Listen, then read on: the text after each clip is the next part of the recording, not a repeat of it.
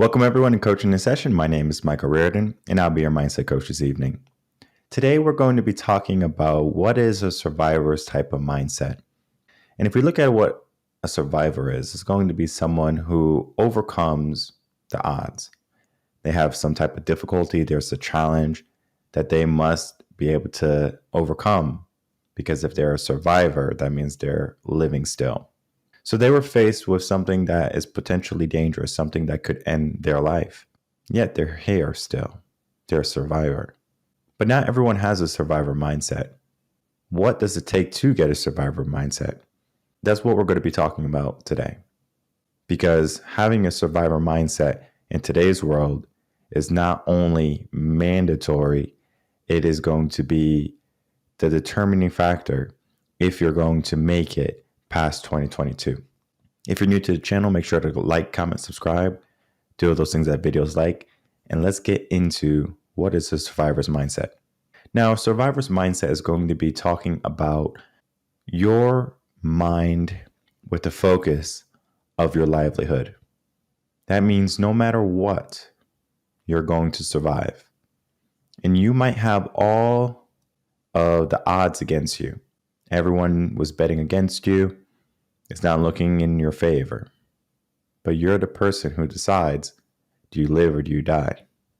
Now, let's look at hospitals, for example. If a doctor comes in after you had an accident or you have a test result and they say you have a certain amount of time to live, what do? Do you say, thank you, doctor, I'm going to use these 3 months. Let's say he said 3 months, he or she said 3 months. And I'm going to use these 3 months to live, and I'm going to make them the best 3 months of my life. And all while you're living your life, first month, you're doing all these wonderful things. Second month, you're doing all these wonderful things. In your third month, doctor told you it's your last month. Now, what are you thinking about? Are you nervous? Are you scared? Are you as ambitious as you were in month 1 or month 2? Or are you reflecting and regretting? Now, there's going to be people who listen to the doctor and say, okay, doctor, thank you for telling me that. I have 3 months to live, so I'm going to tell my family I only have 3 months left. And then there's going to be people who look at the doctor and say, you must be kidding, I'm in denial. It's not going to happen to me. I can't die. Not yet. And then there's going to be the survivor type mindset. Thank you, doctor, for that information. And you keep living your life the way you want to until the day you die. Whether it be in 3 months or 3 years, you're the person who determines your life. Now, this goes back to the mind that becomes conditioned. There's multiple studies online has happened. One study that rings true, and I'm going to read another one, is talking about how there was 2 groups of dogs. One group of dog would play and have a good time and eat, and everything was good. But then there was this other group where the dog would play and eat, but the floor that the dog rested his paws on was electrified. So every so often, the dog will get an electric shock. Now, in the beginning, they didn't see much. There was not much difference. But as time progressed, they went in to play with the dog who was on the electrified floor. What they noticed was that the dog didn't want to play anymore. The dog didn't want to eat. The dog gave up hope. He became conditioned to believe he was always going to be shocked and there was nothing he can do, so what's the point of living? Now, what they did after that, they went a step beyond. They said, you know what? Let's take the dog out of this electrified floor and let's put him just in a regular room. We're going to play with him. We're going to give him toys. We're going to give him food, all the things. The dog refused to play. The dog refused to eat. The dog wasn't getting shocked anymore, but he had a learned behavior. And that learned behavior is, what's the point? So when we look at a survivor's type mindset, we need to see that there's going to be a point for us to survive. And it's not necessarily your passion or your gift or your goals or your family. It's the human innate urge for survival. Look at the human immune system, for example. Recently, everyone forgot about it. We need something else to supplement the human immune system that has been keeping us alive all this time through all our evolutions. But all of a sudden, it's not good enough. We need something to supplement it. So now we have something that supplements the human immune system. What's supplementing our mind? Nothing. So now people are afraid of death even more so than ever. Do they have a survivor's type mindset? No. They have a fear-based mindset. They're afraid that if they get sick or if something happens in their life, it's going to be detrimental. Now, of course, we can see this as an opportunity for us to grow and be better. But that's not the case. People are seeing this as an opportunity to complain, to run away, and then to come to the conclusion that they need something in order to live. Similar to how we feel like we need the latest and greatest iPhone, or we need the most new car on the market. Now, if we think about it, that's not necessarily the case. We have to be able to come up with the real solution. And the real solution is going to be us figuring out what we want in our life. Do we want people's words, direction to dictate what is allotted for us? Or do we want to be people who make that choice for ourselves? And this podcast sprung about from a conversation I had with my mother.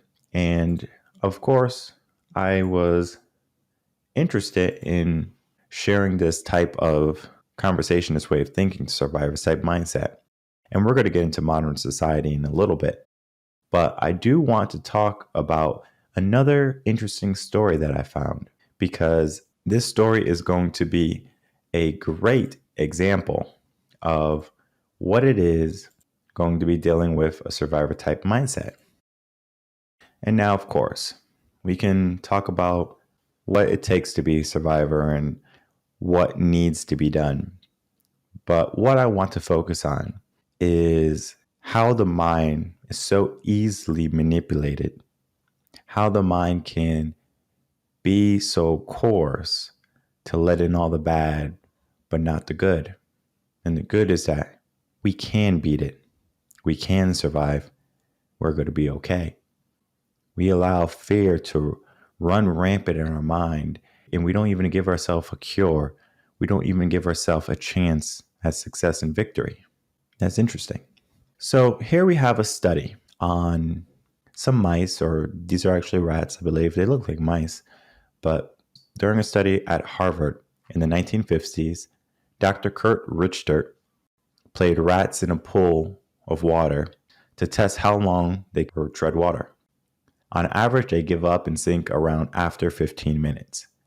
But right before they gave up due to exhaustion, the researchers would pull them out, dry them off, let them rest for a few minutes, and then put them back in for a second round. In the second try, how long do you think they lasted, though? Now remember, these rats had just swam until failure only a few short minutes ago.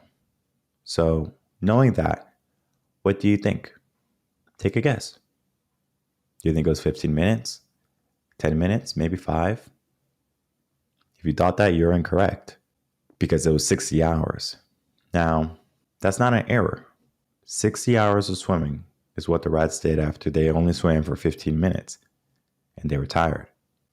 So the conclusion was drawn that since the rats believed that they would eventually be rescued, they would push their bodies past what they previously thought was impossible. And if we can think about our own life and we see our abilities and we keep going and we keep trying and we keep pushing until there's nothing left in the tank. What percent are we at? Because I guarantee you, you're not at 100. If you can think that you need to stop and you need to give up, that is you telling yourself, I'm tired. Your mind saying, hey, dummy, what are you doing? This is silly. Take it easy. So what happens? You give up. You stop. And that's where so many people are.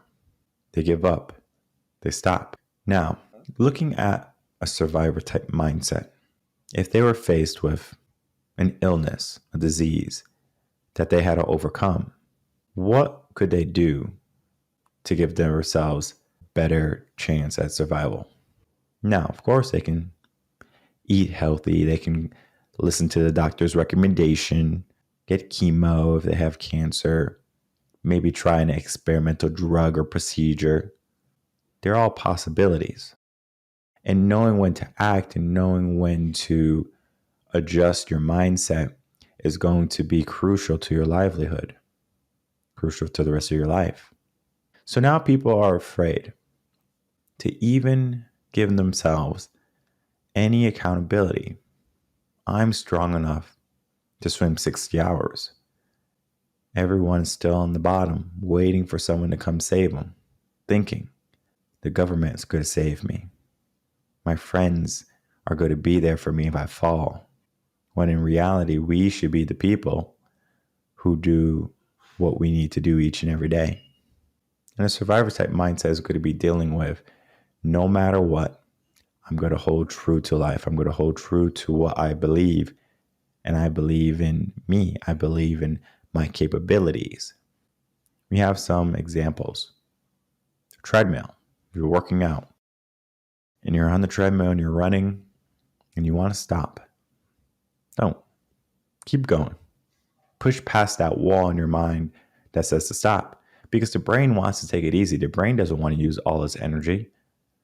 The brain is wired to conserve energy, to save energy.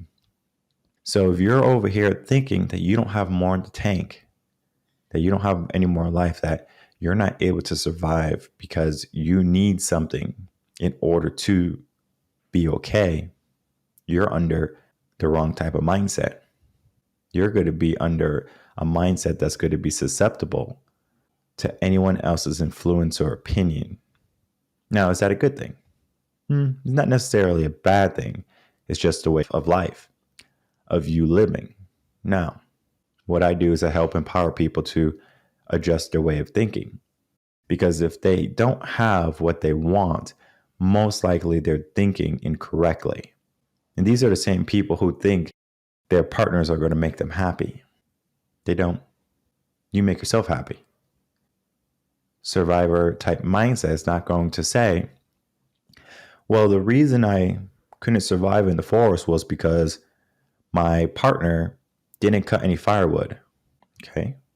So they're to blame because you don't have any firewood and you froze to death. No, you handle your own business. Though it's going to be a lot of work, though it's going to be challenging, though it's going to require a large amount of resilience, you can do it. But people are not willing to do that. People want easy. I tried for 15 minutes and I gave up. And then after someone saved you, and then all of a sudden now we're thinking in the back of our minds, oh, I'm going to wait. Someone saved me 15 minutes ago. They'll come save me again. I have faith. So we put our faith in the government. We put our faith in science and doctors and friends and family. But they don't have the same interest that we do, because our mind wants to keep us alive. Of course, we can love our family and want them to live and be happy. But the brain, your brain, wants to keep you alive, not the other way around. Now, there's going to be a few people who are able to get around that way of thinking and sacrifice themselves for other people. But it's not going to be the majority of the populace. So the majority of the populace is going to be thinking, I have to do what's best for me. Why do you think everyone is living their own lives? Why do you think everyone is so concerned about what they need to do? They're not worried about what their neighbors are doing or their friends are doing. They have their own to-do list. You can't worry about everyone, because if you did, you wouldn't have enough time to do anything that you need to do. So survivor's type of mindset is going to be talking about what needs to be done in order for you to survive. There was another story, similar to the dog story, similar to the rat story, but this one is dealing with a child. There was an NFL player who had a daughter. The daughter was young, about 5, 6 years old, and she developed cancer. So the story is going to be talking about the journey that the daughter had to go through, the chemo, the nights of throwing up, feeling tired, things like that. Now, the father knew what cancer was, and he had money, things like that. But he knew this was going to be a rough road for his daughter. So before the daughter began chemo, before the doctor could come in and say she had a certain amount of time to live, he told her, the father told the daughter, the parent told the child, you have to do me a favor. He said, when you want to quit, don't quit. And he was a football player, so he says you have to make it into the end zone. Don't quit. Keep running. Don't stop until you get into the end zone. So he was using familiar terminology for him. And even though he had his daughter sick, saw her sick, weak, he was hurting too, right? He doesn't want his daughter to be sick and to have to go through this. He would trade places with her if he could. That's what a parent would do for their child. But this was a battle that the daughter had to fight. And the only thing the father could give her was a mindset that was for a survivor. As the chemo went on, as the treatment went on, there was a day where the father and the daughter were in the room, and the daughter was trying to draw.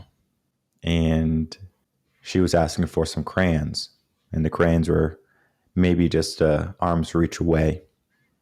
And she was saying, Dad, can you get me the crayons? And Dad was looking at her like, the crayons are right there. Why can't you get them yourself? And daughter was like, I'm just too tired. I can't get them. Like, I don't have enough strength. And the father says, no, you're going to get them.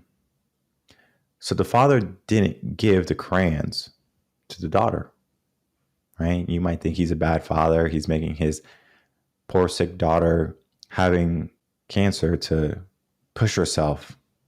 She should be resting, quote, quote. The father knew. He said, get the crayons yourself. And she was like, I'm just going to go to sleep. He's like, no. You remember you promised me in the beginning of this? And this is months after now, that we're going to keep on going. We're not going to stop. We're going to make it into the end zone. That's what happened. And that little spark rekindled again in her mind. She was like, you're right. I have to make it into the end zone. So she reached, she got up, she struggled. The father was there to support her, of course, as any good parent would. Then she gets the crayon, starts coloring. Not for too long. And then when she's done, she goes to sleep. And the father just says, I'm proud of you. You can do this. You can beat this. And then she went to sleep. What do you think happened after that? Of course, the father is, he's a total wreck seeing his, baby girl that week. But he knew he had to be strong for her. He already gave her a survivor's type of mindset. You have to make it into the end zone. You have to keep going until you reach the goal, until you reach the end. And the next day, they run some tests to see what's going on, if the cancer is still there. And come to find out, long story short, she beat it. She was cancer free. She made it into the end zone. How did that happen? Did it happen because the doctor said, oh yeah, we're going to give you this treatment. You should be okay? No. It happened because the father told the daughter that she needed to be a survivor, that she had to finish. And even through the most difficult times, he pushed her. He kept her thinking, kept her on her toes. I'm not going to hand things to you. I'm not going to live your life for you. I'm going to support you as much as I can, but this is your life. And if you want it, you have to fight for it. And that she did. And she won. A survivor type of mindset. And we're living in a world now where all of a sudden you get sick with a virus, people think it's the end of the world. I was talking to my mom about this. What does that mean? People are on their beds, sick, coughing, can barely get any oxygen. Their face is turning pale. Do they choose to keep on fighting for life? Or do they choose to close their eyes? Or do they choose to close their eyes and say, enough was enough. I lived a good life. I have no regrets. Do you have a survivor type of mindset? Or do you have a mindset that was molded by someone else and it has their limitations attached to it? Because if you have a mindset from someone else and is not in line with your capabilities, then it's going to be time to switch what you believe. Because just because someone else can't doesn't mean that you cannot. So let's turn that type of mindset around and let's become survivors. No matter what comes our way, we'll beat it. No matter what opponent shows up at our doorstep, we will defeat them. No matter what challenges or obstacles lay in front of us, we will overcome them.